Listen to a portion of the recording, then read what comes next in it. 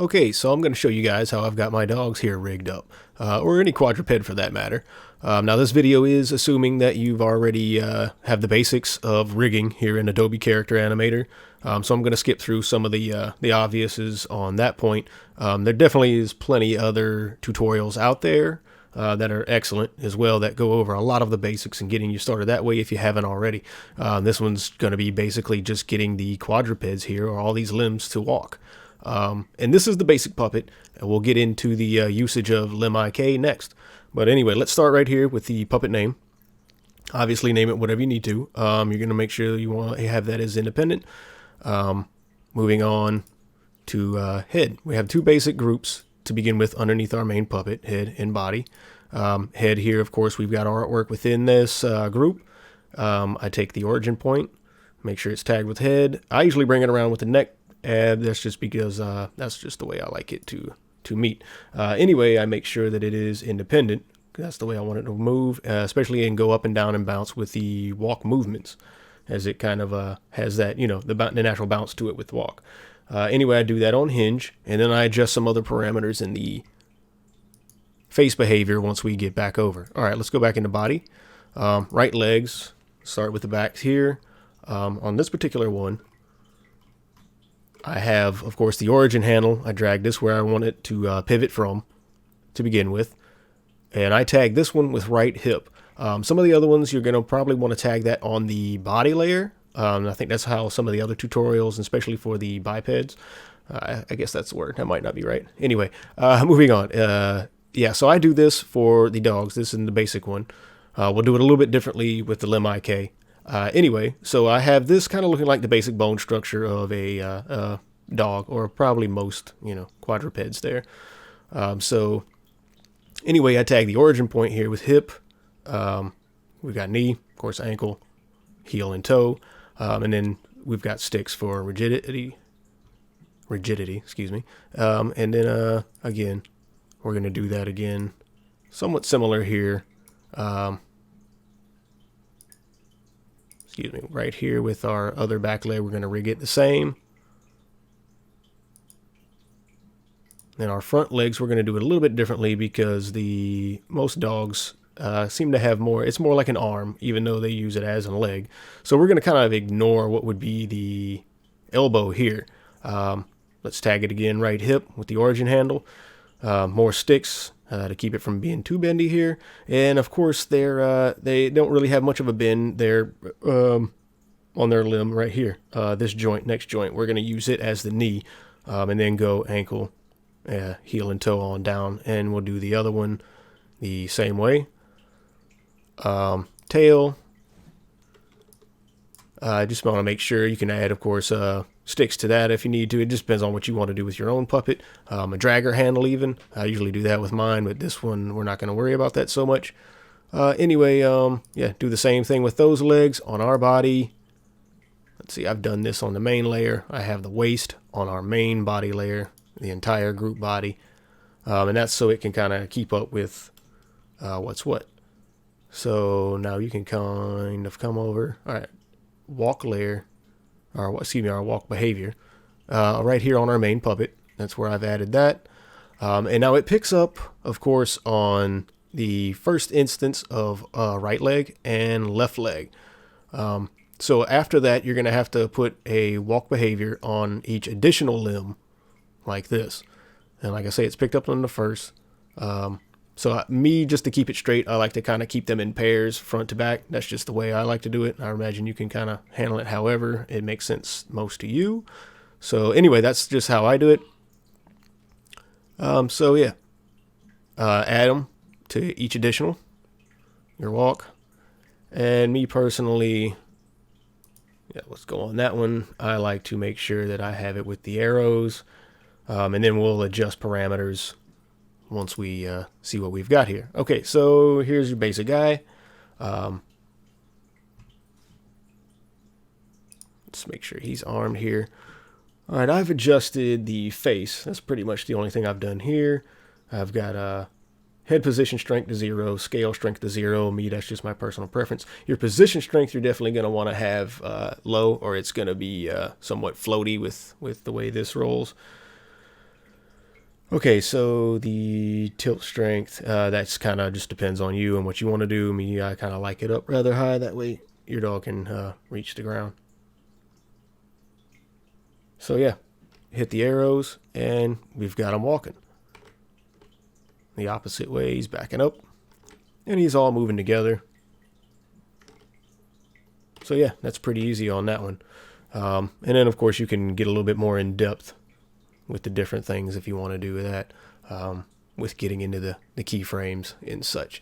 Okay, so that was that one. Let's try out the one using LimIK. He's a little bit differently, and you'll have to set him up differently. And the first thing you're going to notice is this is what's big time different. So let's go ahead and handle that real quick.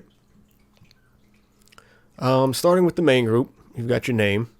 And then we're basically just going to break it down in these two groups, which I like to take this time to thank GrifNMore for this tip with breaking them up. And that's pretty much essential to using LimIK, because as of right now, that's just the way it picks up. It's only going to handle the 2 limbs, and you can't just add it to additional limbs like we can the walk behavior. So that's why we have the 2 different groups. Now this artwork is very obvious with the 2 bubbles, but as you saw with the our Mandalorian pup, that she is very well blended. And of course you'll do the same with your artwork. Just make sure that one overlaps the other one. That way it looks seamless, and you have them, they're able to attach to one another. So anyway, let's back out of here a little bit. Go into group 1. This is how I handle it, of course. I do it, again, keeping the limbs together. And within group 1, we have right leg, left leg, head, and our body. Right leg is rigged pretty much the same way, other than your origin point for the legs. Do not tag those as hip. You're going to put that on your body layer where you want it to pivot from. These I probably need to adjust up a little bit more, but this is just our little basic stick dog puppet here. And I've also chosen to do so the LimIK to give them the the ability to stretch, jump, bend, and just take advantage of some of those little simple features in the LimIK, along with ground detection and foot pinning.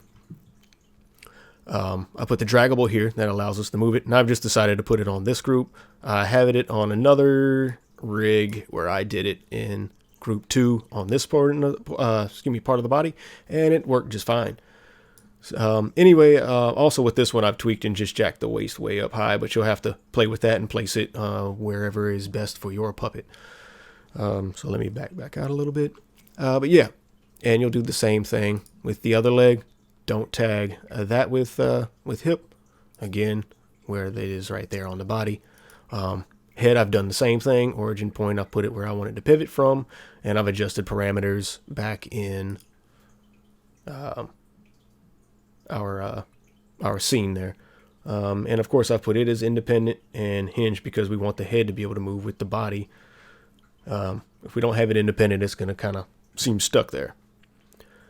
And I'm sure there might be some other ways and maybe even better ways to do it. This is what I've figured out on my own, and I figured I'd share that with other people that are wanting to see how this all works out, especially with some quadrupeds. Even though this program is definitely not designed for it, but it's pretty awesome the way it's worked out. So maybe in the future they'll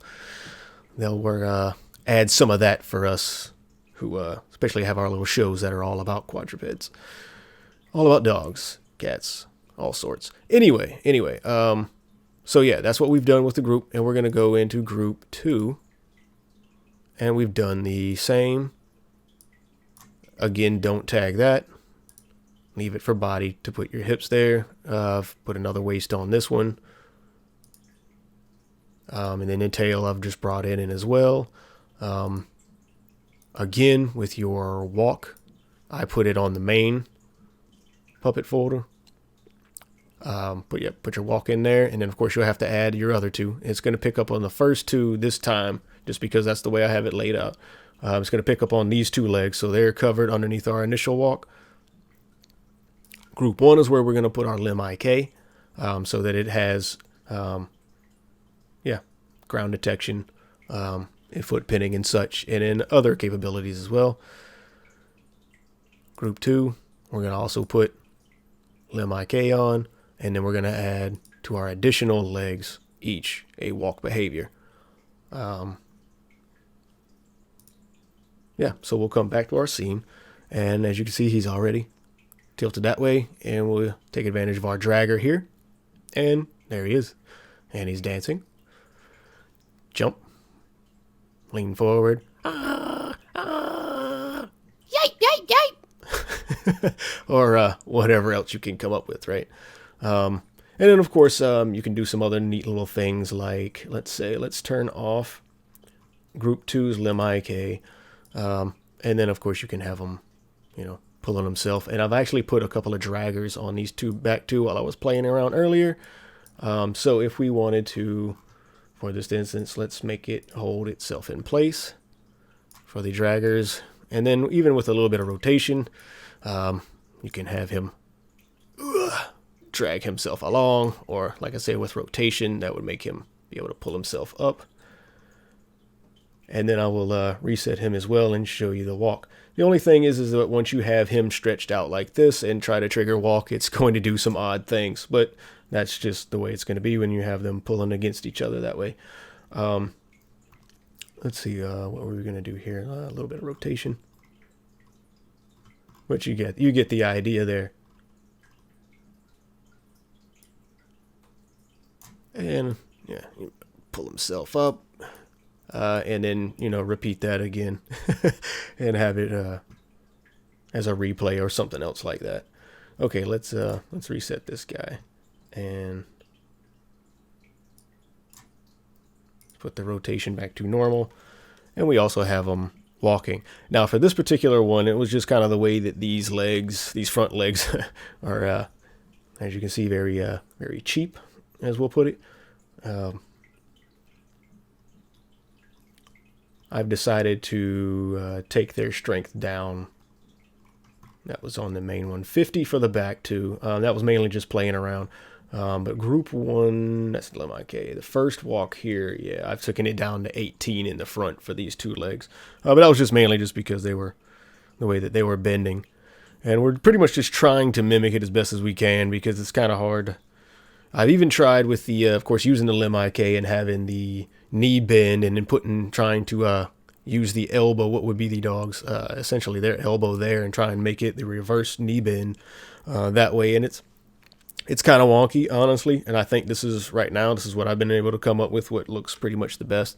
And as you can see, with the other one, with our bounty hunting doggo there, that she looks pretty awesome with that. And even though that's a rough animation, I'm sure we'll be able to get a little bit better with it. But yeah, that's pretty much basically it.